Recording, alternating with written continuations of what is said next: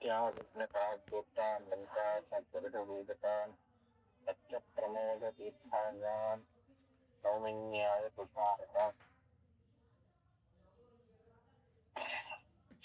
अपानमूलिपर्यन्तं पूर्वारात्मस्वरे तेन वित्ता तवाक्कलिति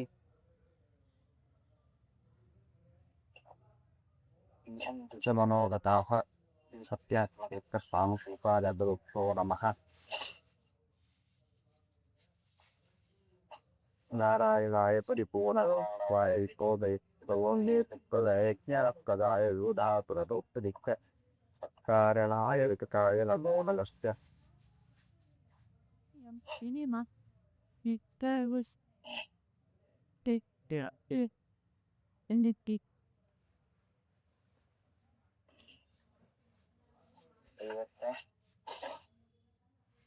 ಎಂಟನೇ ಶ್ಲೋಕ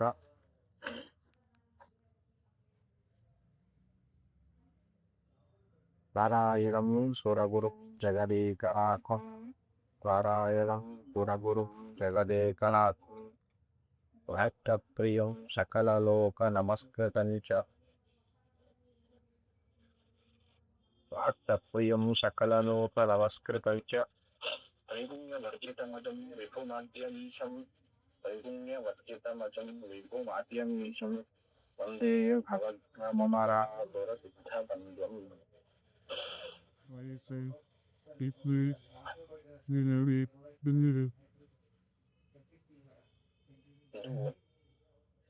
ಮಹಾಭಾರತ ಶ್ರೀಮನ್ ಮಹಾಭಾರತದ ಮಂಗಳಾಚರಣೆಯಿಂದ ಕರೆಸಿಕೊಳ್ಳಲ್ಪಟ್ಟಿದೆ. ಇಂದಿನ ಪಾಠದಲ್ಲಿ ಹೇಳಿಕೆ ಅಂದರೆ ಆಚಾರ್ಯರು ಮಹಾಭಾರತದಲ್ಲಿಯೇ ವಸಂತಾನುಸಾರದಲ್ಲಿ ಕೊಡಲ್ಪಟ್ಟಂತಹ ನಿರ್ಣಯಗಳನ್ನು ವಾಕ್ಯಗಳನ್ನೇ ತೆಗೆದುಕೊಂಡು ಇದರಲ್ಲಿ ಸಮಸ್ತ ಸಮಸ್ಯೆಗಳು ಅಥವಾ ವಿರೋಧಾಭಾಸಗಳು ಅಥವಾ ಸಂಶಯಗಳು ಅದರಲ್ಲಿ ವಿಪರೀತ ಜ್ಞಾನ ಬರಲಿಕ್ಕೆ ಸಾಧ್ಯವಿದೆ. ಅದನ್ನು ಮತ್ತೆ ವೇದವ್ಯಾಸ ದೇವರು ಭಗವಾನ್ ವೇದವ್ಯಾಸ ದೇವರು ಪ್ರಸವಿಗಾಂತರದಲ್ಲಿ ಮಾಡಿದಂತಹ ನಿರ್ಣಯಗಳನ್ನೇ ಇದು ಅತಿದೇಶ ಅಂತ, ಅಂದ್ರೆ ಒಂದು ಕಡೆಗೆ ಇಲ್ಲದನ್ನ ಇನ್ನೊಂದು ಕಡೆಗೆ ಅನ್ವಯಿಸಿಕೊಳ್ಳುವುದು ಅಂತ. ಅದನ್ನ ಮಾಡುವುದರ ಮೂಲಕ ನಾವು ಮಹಾಭಾರತದಿಂದಲೇನೆ ಮಹಾಭಾರತಾದಿ ಶಾಸ್ತ್ರಗಳ ನಿರ್ಣಯವನ್ನ, ಗ್ರಂಥಗಳ ಪುರಾಣಗಳ ನಿರ್ಣಯವನ್ನ ಮಾಡಿಕೊಳ್ಳಬೇಕು ಅಥವಾ ಮಾಡುತ್ತೇವೆ ಅಂತ ಅದೊಂದು ದಾರಿಯಿಲ್ಲ, ದಿಕ್ ಪ್ರದರ್ಶನ ಅಂತ ಹೇಳ್ತಾರೆ, ಅದನ್ನ ಮಾಡಿಕೊಟ್ಟಿದ್ದಾರೆ. ಹಾಗಾದರೆ ನಿಮ್ಮೆ ಆಚಾರ್ಯ ಹೇಳಿದ್ರು ಮಹಾಭಾರತ ಯಾಕೆ ಶ್ರೇಷ್ಠ ಅಂತಂದ್ರೆ ಅದು ಹರಿಸರ್ವೋತ್ತಮತ್ವಾದಿ ಅನೇಕ ಪ್ರತಿ ಸಮ್ಮತವಾದಂತಹ ಪ್ರಮೇಯಗಳನ್ನ ಹೇಳತ್ತೆ ಅಂತ ಹೇಳಿದರು. ಅದು ಹೇಗೆ ಗೊತ್ತಾಗತ್ತೆ? ಮಹಾಭಾರತದಲ್ಲಿ ಬೇರೆ ಎಲ್ಲ ಏನೇನೋ ಇದೆ, ಅದರ ಹರಿಸರ್ವೋತ್ತಮತ್ವವೇ ಅದರ ಮುಖ್ಯ ಪ್ರಮೇಯ ಪ್ರತಿಪಾದ್ಯ ಅಂತ ಹೇಳುತ್ತಾಗತ್ತೆ. ಅದಕ್ಕೆ ಆಚಾರ್ಯರು ಮಂಗಳ ಪದ್ಯವನ್ನೇ ಇಟ್ಟು ಅದನ್ನ ನಮಗೆ ಮನವರಿಕೆಯನ್ನ ಮಾಡ್ತಾರೆ. ನೋಡಿ, ನಾನು ಹೇಳ್ತಿರೋದಲ್ಲ, ಅದು ಸ್ವಯಂ ಗ್ರಂಥಕಾರರಾದ ವೇದವ್ಯಾಸ ದೇವರೇ ಆದಿಯಲ್ಲಿ ಹೇಳಿದ್ದಾರೆ. ಅಂದರೆ ನಾರಾಯಣಂ ಸುರಗುರುಂ ಜಗದೇಕನಾಥಂ ಅನ್ನುವಂಥ ಮಂಗಲ ಶ್ಲೋಕದ ಅಭಿಪ್ರಾಯ ಏನು ಅಂತಂದ್ರೆ ಹರಿಸರ್ವೋತ್ತಮತ್ವವೇ ಅಂತನ್ನೋದು ನನಗೆ ತಿಳಿದು ಬರುತ್ತೆ. ಹರಿಯೇ ಗುಣಕೀರ್ತನೆ, ಅವನ ವಾಹಾಸ್ಮೇತೆ ತಪೆ ಮತ್ತು ದೋಷ ದೂರತ್ವ ಏ ಅದು ಮಹಾಭಾರತದಲ್ಲಿ ಹಾಸ್ಯಕ್ಕೊಪ್ಸಲ್ದು. ಅದು ಹೇಗೆ ಹೇಳುತ್ತೆ, ಕೇವಲ ಒಂದು ಶ್ಲೋಕದಿಂದ ಇಡೀ ಗ್ರಂಥವಲ್ಲ, ಲಕ್ಷಾವಧಿ ಶ್ಲೋಕದ ಗ್ರಂಥವನ್ನ ನೀವು ಅಳಿತೀರಾ ಅಂದ್ರೆ ಯಾಕೆಂತಂದ್ರೆ ಮೊದಲಿಗೆ ಪ್ರತಿಜ್ಞೆ ಅಂತ ಒಂದು ನಾವು ಹೇಳ್ತೇವಲ್ಲ, ಲೋಕದಲ್ಲಿ ವ್ಯವಹಾರ ಇದೆ, ಒಂದನ್ನ ಪ್ರತಿಜ್ಞೆಯನ್ನ ನಾನು ಇದನ್ನ ಮಾಡ್ತೇನೆ ಅಂತ ನಾವು ಹೋಗ್ತೇವಲ್ವ. ಹಾಗಾಗಿ ಇದೊಂದು ಪ್ರತಿಜ್ಞೆಯ ಉಪಕ್ರಮ ಅಂತ ಹೇಳ್ತಾರೆ ಶಾಸ್ತ್ರದಲ್ಲಿ. ಅದೇ ಏನನ್ನ ಹೇಳಲಿಕ್ಕೆ ಹೊರಟಿದ್ದಾರೆ ಅಂತನ್ನೋದನ್ನ ಹೇಳಿ ಆಮೇಲೆ ಅದನ್ನೇ ಉಪಾದನೆಯನ್ನ ಮಾಡ್ತಾ ಹೋಗ್ತಾರೆ. ಮಧ್ಯದಲ್ಲಿ ನಮಗೆ ಬೇರೆ ಬೇರೆ ವಿಷಯಗಳ ಬಂದರೂ ಕೂಡ ಪ್ರಧಾನವಾದ ವಿಷಯವನ್ನ ತಿಳಿಸ್ಲಿಕ್ಕೆ ಅವಾಂತರ ವಿಷಯಗಳು ನಿರೂಪಿತವಾಗಿರುತ್ತೆ ಅಲ್ವಾ. ನಾವು ಉದಾಹರಣೆಗೆ ನಮ್ಮ ದೇಶದ ಪ್ರಧಾನಿಗಳು ಎಷ್ಟು ದೊಡ್ಡವರು ಮಹಾನ್ ವ್ಯಕ್ತಿಗಳು ಅಂತ ನಾವು ಕೇಳಿವಿ. ಅದನ್ನೆಲ್ಲ ಅದನ್ನ ಪ್ರತಿಪಾದನೆಯನ್ನ ಮಾಡಲಿಕ್ಕೆ ಮನವರಿಕೆ ನಮ್ಮಲ್ಲಿ ತಲೆಗಳದ್ದು ಈ ತರ ನಮ್ಮ ದೇಶ ಹೀಗಿವೆ, ಜನಗಳು ಹೀಗಿದ್ದಾರೆ ಹೇಳ್ತೀವಿ. ಅದೆಲ್ಲ ಅವಾಂತರ ಪ್ರಮೇಯಗಳು. ಅಂದ್ರೆ ಈ ತರ ಎಲ್ಲ ಇತ್ತು ಪರಿಸ್ಥಿತಿ, ಅದೆಲ್ಲ ಸರಿ ಮಾಡಿದ್ರು ಅಂತ ನಾವು ಹೇಗೆ ಮತ್ತೆ ಅವಾಂತರ ಪ್ರಸಂಗವನ್ನ, ಪ್ರಮೇಯವನ್ನ ಮುಖ್ಯ ಪ್ರಮೇಯ, ಮುಖ್ಯ ಪ್ರಸಂಗದಲ್ಲಿ ನಾವು ಉದೀನವನ್ನ ಮಾಡ್ತೇವೆ. ಅದನ್ನ ಒಂದು ಕಡೆಗೆ ತರ್ತೇವೆ, ಸಮತಟ್ಟಾಗಿ ಮಾಡ್ತೇವೆ. ಅದಕ್ಕೆ ಏನು ಇವೆಲ್ಲ ಉಪಕ್ರಮವನ್ನ ಏನಂತ ಮಾಡಿದ್ದಾರೆ ಭಗವಾನ್ ವೇದವ್ಯಾಸರು ನಾರಾಯಣಂ ಸುರಗುರುಂದಗದು ಅಂತ. ನೋಡಿ, ಮೊದಲಿಗೆ ಸುರಗುರುಂ ಅಂದ್ರೆ ದೇವತೆಗಳಿದ ಭಗವಂತ ಉಪದೇಶವನ್ನ ಅವನು ಗುರು ಅನಾದವನು ಅಂದರೆ ದೇವತೆಗಳಿಗೆ ಶ್ರೇಷ್ಠನಾದವನು, ಗುರುವಾದ ಅಂದ್ರೆ ಜ್ಞಾನವನ್ನ ತೆಗೆದು ಒಂದು ಗುರು ಅಂದ್ರೆ ಶ್ರೇಷ್ಠ ಅಂತನೋ ಒಂದು ಅರ್ಥ ಇದೆ. ಹಾಗಾಗಿ ದೇವತೆಗಳಿಗೆ ಶ್ರೇಷ್ಠನಾದವನು ಭಗವಂತ. ಮತ್ತೆ ಜಗದೇಕನಾಥಂ, ಈ ಜಗತ್ತಿಗೆ ಮುಖ್ಯ ಒಬ್ಬನೇ ಸ್ವಾಮಿಯಾಗಿದ್ದಾರೆ.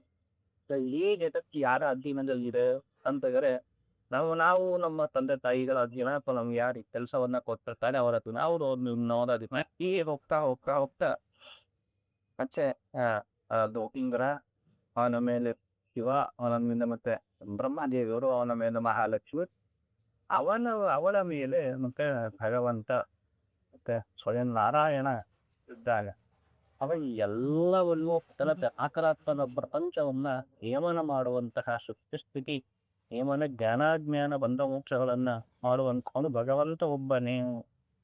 ಜಗದೇಕನಾಥಂ ಅಂತ ಹೇಳಿದ್ದಾರೆ. ಜಗದೇಕ ಏಕ ಅನ್ನೋ ಶಬ್ದದಿಂದ ಲಕ್ಷ್ಯ ಅಂತ ಅಂದ್ರೆ ನಾವು ಅದು ಏನು ತ್ರಿಮೂರ್ತಿವಾದ ಅಂತೇನಿದೆ ಅದು ಸರಿಯಲ್ಲ ಅಂತಂದ್ರೆ ಬ್ರಹ್ಮರೂಪೋತವು ಅಂತ ಹೇಳಿದಷ್ಟೇ. ಬ್ರಹ್ಮ ಸೃಷ್ಟಿಯನ್ನ ಮಾಡ್ತಾರೆ, ಚತುರ್ಮುಖ ಬ್ರಹ್ಮದೇವ ಅವರಲ್ಲೂ ಒಂದು ರೂಪದಿಂದ ಇದ್ದು ಮಾಡಿದ್ದು. ನೀವು ಭಾಗವತನವನ್ನ ನೋಡಿದರೆ ಅದು ಆ ಬ್ರಹ್ಮದೇವರ ಸಾಮರ್ಥ್ಯ ಅಲ್ಲ ಅನ್ನೋದು ಗೊತ್ತಾಗತ್ತೆ. ಬೇರೆ ಪುರಾಣಗಳು ಸಾಕಷ್ಟಿದೆ.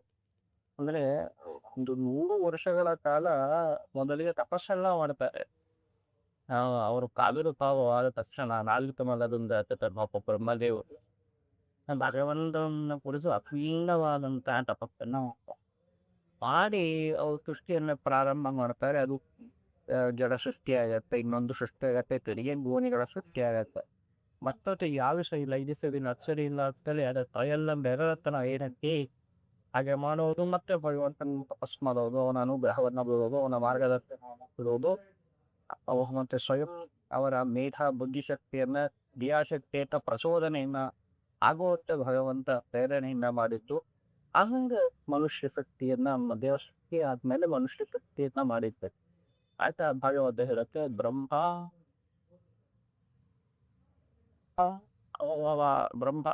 ಮೂಲಂ ಅವಾಪ ಅಂತ. ಅವಾಗ ಬ್ರಹ್ಮದೇವರಿಗೆ ಸಾರ್ಥಕನಾಗಿ ಸೃಷ್ಟಿ ಮಾಡಿತ್ತು, ಸಾರ್ಥಕ ಆಯಿತು. ಏನಂದ್ರೆ ಮೋಕ್ಷಕ್ಕೆ ಹೋಗುವಂತಹವರು ಪ್ರತಿಯೊಬ್ಬರು ಸಿಕ್ಕಿದರು ಅಂತ. ಅಂದ್ರೆ ಸದಸತ್ ಕಾರ್ಯಗಳನ್ನ ಮಾಡುವಂತಹ ಒಂದು ಜೀವರಾಶಿ ಸೃಷ್ಟಿ ಏನಾಗಬೇಕು ಅದು ಮುಕ್ತವಾದಂತಹ ಭಗವಂತನ ಇಚ್ಛೆ, ಅದು ನನ್ನಿಂದ ಪೂರ್ಣವಾಯಿತು ಭಗವಂತನ ಅನುಗ್ರಹದಿಂದ ಅಂತ ಹೀಗೆ. ಮತ್ತೆ ರುದ್ರದೇವರಲ್ಲೂ ಅಷ್ಟೇ ಕರ್ಷಣ ನರಸಿಂಹರೀತಿಯಾಗಿ ಭಗವಂತ ಇದ್ದು ಮೂಲ ಲಯವನ್ನು ಕೂಡ ತಾನು ಮಾಡ್ತಾನೆ. ಯಾಕೆಂದ್ರೆ ರುದ್ರಾದಿಶ ಒಂದು ಲಯ ಉಂಟಲ್ವಾ, ರುದ್ರದೇವರೇ ಲಯವನ್ನ ಮಾಡಿದ್ರೆ ರುದ್ರದೇವರು ನುಕ್ಕೋಬೇಕಿತ್ತು. ರುದ್ರದೇವರು ಲಯವನ್ನು ಹೋಗ್ತಾರೆ. ಹಾಗಾಗಿ ನಮ್ಗೆ ಏನ್ ತಿಳಿದು ಬರುತ್ತೆ, ಉಳಿಯೋರು ಯಾರು ಕೊನೆಯಾದ್ರೆ ಒಂದು ಆಲದ ಎಲೆಯ ಮೇಲೆ ಮಲಗಿದ ಅಂತ ದಾಸರು ಹೇಳಿದಂತೆ ಅವನ್ ಒಬ್ಬನೇ ಉಳಿಯೋರು, ಅವನೊಬ್ಬನೇ ಪ್ರಾಕೃತ, ಅವನೊಬ್ಬನೇ ಸನಾತನ, ಅವನೊಬ್ಬನೇ ಮತ್ತೆ ಅಕ್ಷರ ಚೋರ ಹಿತಾಚ್ಯುತ. ಹಾಗಾಗಿ ಲಕ್ಷ್ಮೀದೇವಿ ಕೂಡ ಇರ್ತಾಳೆ, ಆದರೆ ಭಗವಂತ ಇಲ್ಕಂಬೇಕು ಅವಳಿನ ಮತ್ತೆ ಎಲ್ಲ ಸೇವೆಯನ್ನ ಮಾಡಲಿಕ್ಕೆ ಜಲವಾಗಿ ಎಲೆಯಾಗಿ ಎಲ್ಲವೂ ಲಕ್ಷ್ಮಾತ್ಮಕವಾಗಿ ಇರುತ್ತೆ. ತಮೋಪೀರನ ಅಂತ ಕತ್ತಲೆಯದು ದುರ್ಗಾದೇವಿ ಇರ್ತಾಳೆ. ಹೀಗೆ ನಮ್ಗೆ ಇದ್ರಲ್ಲಿ ಏನು ಗೊತ್ತಾಗತ್ತೆ, ತ್ರಿಮೂರ್ತಿ ಅಂತನ್ನೋದು ಏನಿದೆ ಅದು ಒಂದು ಅರ್ಥದಲ್ಲಿ ಭಗವಂತನೇ ಅವರಲ್ಲಿ ಇಟ್ಟು ವಿಶೇಷವಾದಂತ ಸ್ಥಿತಿಯನ್ನು ಕೂಡಿ ಮಾಡ್ತಾನೆ. ಅಂದ್ರೆ ಒಟ್ಟಾರೆ ಸ್ವಾಪ ಆಯಿತು ಜಗದೇಕನ ಅಕಂ ಅಂತನ್ನೋದೇನು ಅವರಲ್ಲಿ ಇಟ್ಟು ಮುಖ್ಯವಾದಂತಹ ಅಂದ್ರೆ ನಮ್ ಯಂತ್ರ ಅದು ಕೆಲಸ ಮಾಡುತ್ತೆ. ಯಾವಾಗ ಅದ್ರಲ್ಲಿ ವಿದ್ಯುತ್ ಸಂಚಾಲನೆ ಆದಾಗ ಮಾತ್ರ ಕೆಲಸ ಮಾಡುತ್ತೆ. ವಿದ್ಯುತ್ ಇಲ್ಲ ಅಂತಂದ್ರೆ ಬೇರೆ ಕೆಲಸ ಮಾಡೋದಿಲ್ವೋ ಹಾಗೆ ಭಗವಂತ ಅವರಲ್ಲಿ ಇದು ಪ್ರಸಕ್ತ ಪ್ರತೀತಿ ಪ್ರವೃತ್ತಿಗಳನ್ನ ಕೊಡ್ತಾನೆ ಭಗವಂತ. ಆದ್ದರಿಂದ ಜಗದೇಕನಾಥಂ ಅಂತ ಆಚಾರ್ಯರು ಹೇಳ್ತಾರೆ. ಇದನ್ನ ನಾವು ಸ್ಪಷ್ಟ ಮಾಡಿಕೊಳ್ಳಬೇಕು. ಮೂರ್ತಿ ಅನ್ನುವಂತಹ ಏನು ಅದಾയത് ಅದರ ಅಂತಕ್ಕೆ ವೇದಾಂತದಲ್ಲೂ ತಿಳಿಯಲ್ಪಟ್ಟಿದೆ. ಅದರ ಅಂತರ್ಯ ಇದು. ಮತ್ತೆ ತ್ರೈಗುಣ್ಯವರ್ಧಿತ ಅಂದ್ರೆ ತತ್ವ ರಸ್ತು ತಮೋ ಗುಣಗಳಿಂದ ರಹಿತನಾದವನು. ಯಾಕಂದ್ರೆ ಇವೆಲ್ಲ ಇಷ್ಟು ಅಂದ್ರೆ ಮತ್ತೆ ನಾವು ಮುಂದೆ ಪ್ರಸಮಾಚಾರದಲ್ಲಿ ತಿಳಿದಂತೆ ಅದಕ್ಕೆ ಸಂಬಂಧಪಟ್ಟಂತೆ ಅದರ ಕಾರ್ಯವಾದಂತೆ ಅದರ ಪ್ರತಿಫಲ ಅದರ ರಿಸಲ್ಟ್ ಅಂತ ಏನಂತೀವಿ. ಅದು ಉಚ್ಚ ನೀಚ ಅಂದ್ರೆ ಕುಗ್ಗೋದು ಕುಗ್ಗೋದು ಅಂತಲ್ಲ, ಚಿಕ್ಕೋದು ಕುಗ್ಗೋದು ಅಂತ ಅವೆಲ್ಲ ಆಗಕ್ಕೆ ಪ್ರಭುಕದಲ್ಲಿ ಅಥವಾ ವ್ಯಕ್ತಿಯಲ್ಲಿ. ಆದರೆ ಭಗವಂತ ಏಕಪ್ರಕಾರ, ಶಶ್ವತ ಏಕಪ್ರಕಾರ. ಅವನ ಆನಂದದ ತೆರೆ ಮೇಲೆ ಇರಕ್ಕೆ ಹೊರತು ಕೆಳಗಡೆ ಬರೋದೇ ಇಲ್ಲ. ಹಾಗಾಗಿ ಅದರ ವ್ಯತ್ಯಾಸ ಇಲ್ಲ. ಹಾಗಾಗಿ ಅದರ ಕಾರಣೀಭೂತವಾದಂತಹ ಸತ್ವರಜಸ್ಸು ತಮಸ್ಸು ಗುಣಾತೀತ ನಿರ್ಗುಣ ಅಂತಂದ್ರೆ ಈ ಅರ್ಥದಲ್ಲಿ ಉಪನಿಷತ್ತು ಇರುವಂತ ಮತ್ತೆ ಪುರಾಣಗಳು ಯುಕ್ತಿಗಳು ಇರುವಂತ ಈ ಅರ್ಥದಲ್ಲಿ ನಿರ್ಗುಣ ಅಥವಾ ಗುಣಾತೀತ ಅಂತಂದ್ರೆ ಮತ್ತೆ ಆನಂದಾದಿ ಗುಣಗಳು ಇಲ್ಲ ಅಂತ ಅರ್ಥ ಅಲ್ಲ. ಒಂದು ಇಲ್ಲಿ ನಿರ್ಗುಣ ಅಂತ ಆಗಿತ್ತು ಅಂತಂದ್ರೆ ಮತ್ತೆ ವೇದ ಯಾಕೆ ಪೈಶಾನಂದಸ್ಥ ಮೀಮಾಂಸ ಅಂತೆಲ್ಲ ಹೇಳತ್ತೆ. ಆನಂದೋ ಬ್ರಹ್ಮಜಯತಿ ವ್ಯಚಾನ ತಲ್ಪ ಹೇಳತ್ತೆ ಅಲ್ವಾ. ಹಾಗಾಗಿ ನಾವು ಸ್ಪಷ್ಟ ವಿವೇಕವನ್ನ ಮಾಡ್ಕೋಬೇಕು. ಭಗವಂತ ಎಂದಿಗೂ ಕೂಡ ನಿರ್ಗುಣ ಆಗ್ಲಿಕ್ಕೆ ಸಾಧ್ಯ ಇಲ್ಲ. ನಿರ್ಗುಣ ತಿಳ್ಕೊಳ್ಲಿಕ್ಕೆ ಏನೋ ಅರ್ಥ ಇಲ್ಲ. ಒಂದು ಎಂಟಿ ಸ್ಪೇಸ್ ಅಲ್ಲ ಏನಂತ ತಿಳ್ಕೊಂತಾರೆ. ಯಾಕಾಗಿ ತಿಳ್ಕೊಬೇಕು? ಖಾಲಿ ಆದಂತ ಅದ್ರಲ್ಲಿ ನಮ್ಗೆ ಏನೂ ಇಲ್ಲ, ಪ್ರಯೋಜನ ಇಲ್ಲ ಅಂತಂದಾಗ ಅದ್ರಲ್ಲಿ ತಿಳ್ಕೊಳ್ಲಿಕ್ಕೂ ಬರಲ್ಲ. ನಿರ್ಗುಣವಾದ ವಸ್ತು ಇದು ಸ್ಪೇಸ್ ಅಂತ ಅನ್ನೋದು ಅದರಲ್ಲಿ ಒಂದು ಗುಣ ಅಲ್ವಾ. ಗುಣಶೂನ್ಯವಾದಂತಹ ವಸ್ತು ಇರ್ಲಿಕ್ಕೆ ಸಾಧ್ಯ ಇಲ್ಲ ಜಗತ್ತಲ್ಲಿ. ಯಾವ್ದಾದ್ರು ಒಂದು ಪಾಸಿಟಿವ್ ನೆಗೆಟಿವ್ ಯಾವ್ದಾದ್ರು ಒಂದು ಇರ್ಲೇದು. ಹಾಗಾಗಿ ಆ ನಿರ್ಗುಣ ಅಥವಾ ಗುಣಾತೀತ ಅದೇ ಅರ್ಥ ತ್ರೈಗುಣ್ಯ ವರ್ಧಿತ ಅಂದ್ರೆ ಪ್ರಾಕೃತ ಅಂದ್ರೆ ನಮ್ಮಂತಹ ಮಾನುಷ ಗುಣಗಳು ಇದೇ ಇರೋನು ಅಂತಾರು ಅರ್ಥ ಅದು, ಅಥವಾ ಅಪ್ರಾಕೃತ ಗುಣಗಳಿಂದ ಕೂಡಿದವನು ಅಂತಾರು ಅದನ್ನು ಪರ್ಯವಸಾನ ಅಂತೇಳಿ ನಾವು ಮಾಡ್ತೀವಿ. ಆ ರೀತಿಯಾಗಿ ನಾವು ತಿಳ್ಕೋಬೇಕಾಗತ್ತೆ. ಅದು ಮಂತ್ರ ಅಂದ್ರೆ ಜಗದೇಕನಾಥಂ ಅಂತನ್ನೋದರ ಅಭಿಪ್ರಾಯವನ್ನು ಇನ್ನಷ್ಟು ಸ್ಪಷ್ಟ. ಅಜಂ ಅಂತಂದ್ರೆ ಈ ಜನನ ರಹಿತ ಅಂತ. ಇಷ್ಟೆಲ್ಲ ಮಾಡ್ದಾನೆ ಇವನಿಗೂ ಯಾರು ಒಬ್ಬ ಮೇಲಿದ್ದಾರ ಅಂತ. ಅಜಂ ಇವನ ಮೇಲೆ ಯಾರೂ ಇಲ್ಲ, ಇವನೇ ಸ್ವಯಂಭೂ ಅಂತ ನಾವೇನಂತೀವಿ ಆ ರೀತಿಯಾಗಿದ್ದಾನೆ. ವಿಭು ಅಂತಂದ್ರೆ ವಿಭು ಇನ್ನಿ ಅರ್ಥಾಡಿಯಲ್ಲಿ ಸರ್ವಗುಣ ಪರಿಪೂರ್ಣ ಅನ್ನೋ ಅರ್ಥದಲ್ಲಿ ವಿಭು ಅಂತ. ವಿಭು ಅಂದ್ರೆ ಸಮರ್ಥ ಅಂತ ಇದೆ, ವ್ಯಾಪ್ತಾಂತ ಅರ್ಥ ಇದೆ. ಅದು ಕೂಡ ಹೌದು. ಯಾಕಂದ್ರೆ ಯಾವ್ದು ತಪ್ಪಲ್ಲ, ಅವಿರುದ್ಧ ಎಲ್ಲ ಅರ್ಥಗಳು ಕೂಡ ಅವಿರುದ್ಧ. ನಿಯಮ ಇದಂದ್ರೆ ತಾನು ಪ್ರವರ್ತಕ, ಎಲ್ಲದಕ್ಕೂ ಕೂಡ ಪ್ರವರ್ತಕ ಅಂತ. ಎಲ್ಲವನ್ನು ತಾನು ಶುರು ಮಾಡಿದದನ್ನು. ಹಾಗಾಗಿ ಮತ್ತೆ ಈಶಂ ಅಂದ್ರೆ ಯಶಿತ್ವ ಅಂದ್ರೆ ಜ್ಞಾನದತ್ತ ಸಾಮರ್ಥ್ಯವುಳ್ಳವನು, ಎಲ್ಲವನ್ನು ತಾಳನೆ ಮಾಡುವಂತಹ ಚಲನೆ ಮಾಡುವಂತಹ ಶಕ್ತಿ ಭಗವಂತನಿಗೆ ಅಂತಹ ಇಲ್ಲ. ಅಂದ್ರೆ ಭವ ಅಂದ್ರೆ ಸಂಸಾರ, ಅದನ್ನ ನಾಶ ಮಾಡುವವನು, ಅದನ್ನ ಸಮಾಧಾನ ಮತ್ತೆ ಇಲ್ಲ ಅಂತ ಅನ್ಸುವವನು ಭಗವಂತ ಭಾವಜ್ಞಂ. ಮತ್ತೆ ಒಟ್ಟಾರೆ ಹಿಂದೆ ಇದ್ದಾನು ಅಂತಂದ್ರೆ ಅಮರಾಪುರ ತುತ್ತವಂತ. ಎಲ್ಲ ಮುತ್ತರು ಮತ್ತೆ ಸಪ್ತಾಭಿಮಾನಿ ದೇವತೆಗಳಿಂದಲೂ ಕೂಡ ವಂದನ ಇದ್ದಾನೆ. ಎಲ್ಲರಿಂದಲೂ ಕೂಡ ಭಗವಂತ ವಂದನ ಆಗಿದ್ದಾನೆ. ಅಂತಹ ನಾರಾಯಣನ ನಾನು ನಗಿಸುತ್ತೇನೆ ಅಂತ ವಿರವ್ಯ ತಿಳಿಯೋದು ಹೇಳ್ತಾರೆ.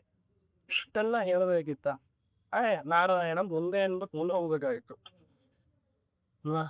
ಅಂದರೆ ಇದನ್ನ ಯಾಕೆ ಹೇಳಬೇಕಾಗಿ ಇಷ್ಟೆಲ್ಲ ವಿಶೇಷಗಳನ್ನ ಕೊಟ್ಟು ಮೇಲಿಂದ ಮೇಲೆ ನಮ್ಗೆ ಸ್ಪಷ್ಟತೆಯನ್ನು ತಂದುಕೊಟ್ಟು ಭಗವಂತನಲ್ಲಿ ಅವರಿಗೆ ಇದರ ಅಭಿಪ್ರಾಯವೇ ಇಲ್ಲ. ಅತಿ ಸರ್ವೋತ್ತಮತ್ವಾದಿ ಪ್ರಮೇಯಗಳ ಅಭಿಪ್ರಾಯವೇ ಇಲ್ಲ. ಎಲ್ಲ ವಿಶೇಷಗಳನ್ನ ರಾಜ್ಯಕ್ಕೆ ಸಮಯ ಹೇಳಿ ಅವರು ಈ ಒಂದು ಶ್ಲೋಕ ಪೂರಣೆ ಮಾಡೋ ಬೇಕಾಗೇ ಇಲ್ಲ. ಹೋಗಿ ಏನ್ ತಿಳ್ಬೇಕು. ಯಾಕಂದ್ರೆ ಗ್ರಂಥದ ಆದಿಯಿಂದ ಏನ್ ಹೇಳ್ತೇವೆ ಅದು ತುಂಬ ಮುಖ್ಯ. ನಾವು ಶುರುವಿನಲ್ಲಿ ಒಂದು ಭಾಷಣವನ್ನೇ ಅಥವಾ ಏನೇ ಒಂದು ಪ್ರೆಸೆಂಟೇಷನ್ ಮಾಡ್ತಿರ್ಬೇಕಾದ್ರೆ ಮೊದಲೇ ನಾವು ಏನ್ ಮಾಡ್ತೀವಿ ಅಂತ ತಿಳಿಸ್ತೀನಿ. ಅಲ್ಲೇ ನಾವು ವಿಶ್ಲಿ ಪಾಲ್ಸ್ ಇದನ್ನ ಹೇಳೋದಿಲ್ಲ ಅಲ್ವಾ. ಹಾಗಾಗಿ ತಪ್ಪಾದದ್ದನ್ನ ನಾವು ಹೇಳೋದಿಲ್ಲ. ಸರಿಯಾದ ಮಟ್ಟದಲ್ಲಿ ಅದನ್ನು ನಾವು ಪೂರ್ವ ಪಕ್ಷ ಸಿದ್ಧಾಂತ ಸಮ ಮಾಡೋದು ಕೂಡ ಮೊದಲಿಗೆ ಏನಿದೆ ಆ ಒಂದು ಪ್ರಮೇಯವನ್ನ ಹೇಳಿ ಆಮೇಲೆ ಹೋಗ್ತೇವೆ. ಯಾವುದೇ ಕ್ರಮ ಇದ್ರೂ ಕೂಡ. ಅಂದ್ರೆ ಹಿಂದೂ ಆಚಾರ ಹೇಳ್ತಾರೆ ಉದಯವಾದಂತಹ ಸಂಪರ್ಕ. ಇದೆಲ್ಲ ನಾವು ತಿಳ್ಕೊಂಡಾಗ ನಮಗೆ ಆ ಪ್ರಮೇಯ ಆದಿ ಸರ್ವೋತ್ತಮ ಚಕ್ರಲ್ಲಿಯ ಮಹಾಧಾರ ಬಂದಿದೆ ತಿಳಿದು ಬರುತ್ತೆ. ಇದರ ವ್ಯಾಖ್ಯಾನವನ್ನ ಆಚಾರ್ಯರು ಶ್ಲೋಕಾತ್ಮಕವಾಗಿ ಮಾಡ್ತಾರೆ. ಜ್ಞಾನಪ್ರದ 59ನೇ ಜ್ಞಾನಪ್ರದಸ್ಥ ಭಗವಾನ್ ಕಮಲಾಗಿರೇತಿ ಜ್ಞಾನಪ್ರದಸ್ಥ ಭಗವಾನ್ ಕಮಲಾವಿರೇತಿ ಸರ್ವಾಯು ಪೂರ್ವ ಜಗತೋ ನಿಖಿಲಾದ್ವರಿತಃ ಸರ್ವಾದಿ ಪೂರ್ವ ಜಗತೋ ನಿಖಿಲಾದ್ವರಿತಃ ತಥೈವ ತುಷ್ಯತಿ ಹರಿಪವನತ್ವಮೇವ ತಥೈವ ತುಷ್ಯತಿ ಹರಿಪವನತ್ವಮೇವ ಸರ್ವಸ್ಯ ಧರ್ಮ ಇತಿ ಪೂರ್ವ ವಿಭಾಗ ತಮುಸ್ತಃ ಸರ್ವಸ್ಯ ಧರ್ಮ ಇತಿ ಪೂರ್ವ ವಿಭಾಗ ತಮುಸ್ತಃ. ನೋಡಿ, ಆಚಾರ್ಯರು ಮೊದಲು ಅಂದ್ರೆ ಎರಡು ಪಾದಗಳ ವ್ಯಾಖ್ಯಾನವನ್ನ ಈ ಶ್ಲೋಕದಲ್ಲಿ ಮಾಡ್ತಾರೆ. ಎರಡು ನಾರಾಯಣಂ ಸಾವಿರಂ ಜಡವೇ ಸಕಲ ಲೋಕ ನಮಸ್ಕೃತಂಚ. ಇದರ ಒಂದು ವ್ಯಾಖ್ಯಾನವನ್ನ ಆಚಾರ್ಯರಿಗೂ ನೀವು ಮಾಡ್ತಾ ಹೋಗ್ತಾರೆ. ಏನಂತ ಆ ಭಗವಂತ ನಾರಾಯಣ ತಂಪನ್ನಲ್ಲಿದ್ದಾನೆ ಅಂತ ಅಂತಹ ವಿಶಿಷ್ಟವಾದ ದೂರೇಶ್ವರಿ ಅನ್ನೋದು ಭಗವಾನಲ್ಲಿ ಅರ್ಥ.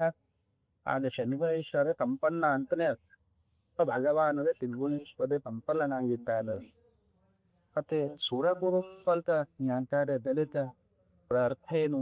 ಯಾರಿಗೆ ಗುರುವಾಗಿದ್ದ ಅಂದ್ರೆ ಕಮಲಾ ಬೆರಿಂಚಿ ಶರವಾಲಿ ಪೂರ್ವತಗತಃ ಬ್ರಹ್ಮರುದ್ರರೇ ಮೊದಲಾದಂತಹ ಸಮಸ್ತ ಚೇತನಾತ್ಮಕ ಪ್ರಪಂಚಕ್ಕೆ ಜ್ಞಾನಪ್ರದ ಅದ ಜ್ಞಾನವನ್ನ ಕೊಡುವಂತಹ ಮಾಹಿತಿ. ಇವರು ಕೂಡ ಜ್ಞಾನ ಇಲ್ಲ ಅಂತಂದ್ಬಿಟ್ಟು ಏನಾಗುತ್ತೆ, ಜಡದ ನಾವು ಅದು ಅಹಲ್ಯ ಪ್ರಸಂಗ ಕೇಳ್ತೇವಲ್ಲ. ಮತ್ತೆ ಕಂದನ್ನ ಶಿಲೆಯ ಪಾದ ರಜದವಿ ಶ್ರೀ ಮಾರಿದ ಅಂದ್ರೆ ಏನರ್ಥ, ಕಲ್ಲಾರುಗಿದ್ದು ಅಂತನ ಇಲ್ಲ, ನಿಶ್ಚಯಿತಲಾಗಿ ಇದ್ದು ಕಲ್ಲಿರಂತಂದ್ರೆ ಒಂದು ನಿರ್ಜೀವವಾದ ಅಥವಾ ಒಂದು ಜಡ ಪದಾರ್ಥ ಹೇಗೆ ಒಂದು ಕಡೆ ಇದಿರತ್ತೋ ಹಾಗೆ ಆ ಹಲ್ಲಿಯು ಏಕೆ ಉತ್ಸೋಕ್ತಲಾಗಿ ಚೈತನ್ಯ ಶೂಯಲಾಗಿ ಇರ್ತಾಳೆ. ಯಾವಾತ ಪ್ರಭು ಶ್ರೀರಾಮದಿಂದ ತನ್ನ ಮತ್ತೆ ದಿವ್ಯವಾದಂತಹ ಪವಿತ್ರವಾದ ಪಾದಸ್ಪರ್ಶವನ್ನು ಮಾಡಿದಾಗ ಅಹಲ್ಯಗೆ ಚಿಂತನೆಯ ಬರುತ್ತೆ ಅಂತ. ಹಾಗಾಗಿ ಭಗವಂತ ನೋಡಿ ಅದನ್ನ ಅದನ್ನೇ ರಾಜರಾಜರು ಈತ ಪ್ರಬಂಧದಲ್ಲಿ ಇದಕ್ಕೆ ಪಾತಿವ್ರತ್ಯ ಪರೀಕ್ಷೆಯಾತ್ಯ ಲಲನಾ ಕುಶಾನುಪುರ ಛೇದನಂ ಪಾಶಾಸೆ ಸುತ ಗೌತಮಾಚ್ಯ ವರಿತ ವಿಜ್ಞಾನ ದಾನಸ್ವಂ ಸಾಮ್ರಾಜ್ಯೋತ್ರ ಭೋಗ್ಯ ಭೋಗ ವಿರತಂ ಸುರಾಮ ತಿಂದುಷಗೆ ನೈರ್ಮಲ್ಯಾದ ನಿರಂತರ ಸ್ಮೃತಿ ಕೃತೆ ವೈರಾಗ್ಯ ವಾಕ್ಯಾಯಿತ ಅಂತ. ಅದೇ ನಾವು ಭಗವಂತನ ಪಾದವನ್ನ ನೋಡ್ತೇವೆ. ಏನಂತ ಕೇಳ್ಕೋಬೇಕು ಅಂತಂದ್ರೆ ನಾನು ಕೂಡ ಕಲ್ಲಿನಂತೆ ಇದ್ದೇನು ಅಂತ ಜ್ಞಾನಕ್ಕೂ ನಾನು ಜಡ. ಯಾಕಂದ್ರೆ ಭಗವಂತನ ನನಗೆ ಎಲ್ಲ ಬೇರೆ ಲೌಕಿಕವಾದಂತಹ ಜ್ಞಾನ ಇರಬಹುದು, ಕುತಸ್ತು ಇರ್ಬೋದು, ಇನ್ನೊಂದಿರ್ಬೋದು, ಡಿಲೀಟ್ ಇರ್ಬೋದು, ಎಲ್ಲವೂ ಗಳಿಸಿರ್ಬೋದು. ಆದ್ರೆ ಭಗವಂತನ ಜ್ಞಾನ ಇಲ್ಲ ಅಂತಂದ್ರೆ ಅದು ಶೂನ್ಯ ಅಂತ. ಯಾಕಂದ್ರೆ ಪರವಿದ್ಯ ಅಪರವಿದ್ಯ ಅಂತ. ಪರವಿದ್ಯ ಯಾವ್ದಂದ್ರೆ ಯಯಾತದ ಅಕ್ಷರಂ ಅಧಿಗಮ್ಯತೆ ಅಂತದ. ಅಕ್ಷರ ಅಂದ್ರೆ ಕ್ಷಯರಹಿತನಾದಂತ ಅತ್ಯುತ್ತಮ ಜ್ಞಾನ ಅದು ಪರವಿದ್ಯೆ.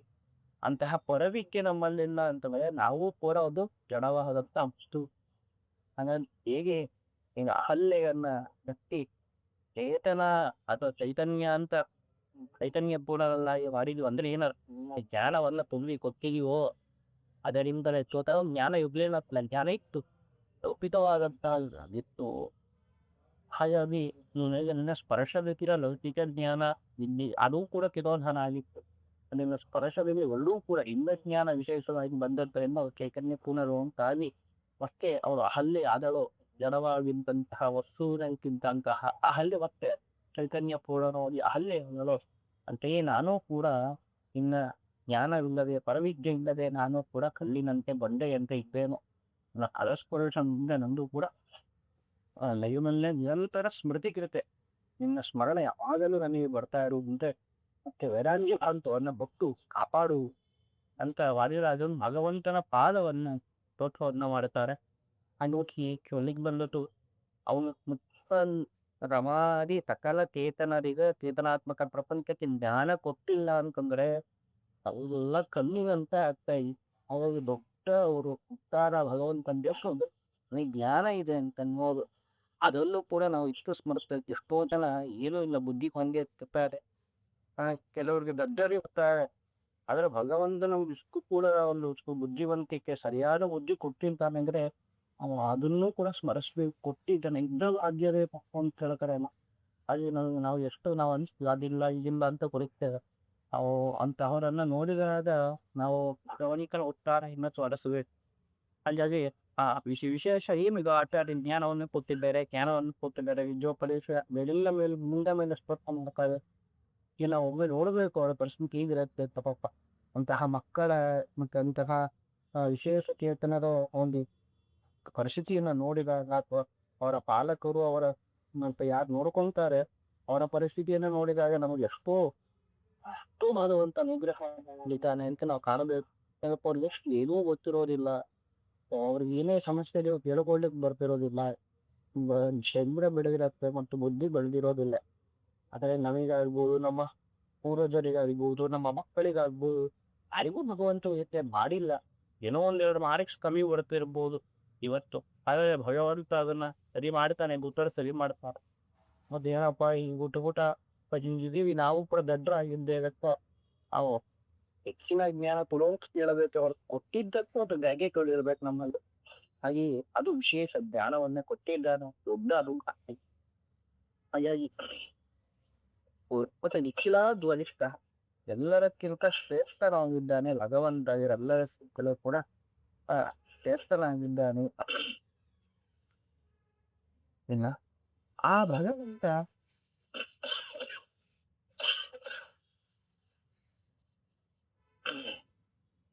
ಭಗವಂತ ಏನಾಗಿದ್ದಾನೆ ಹೇಗೆ ಅವನು ಸಂತೋಷವನ್ನು ಹೊಂದುತ್ತಾನೆ, ಯಾವುದರಿಂದ ಸಂತೋಷವನ್ನು ಪಡ್ತಾನೆ ಅಂದ್ರೆ ಭಕ್ತೈವ ತುಷ್ಯತಿ.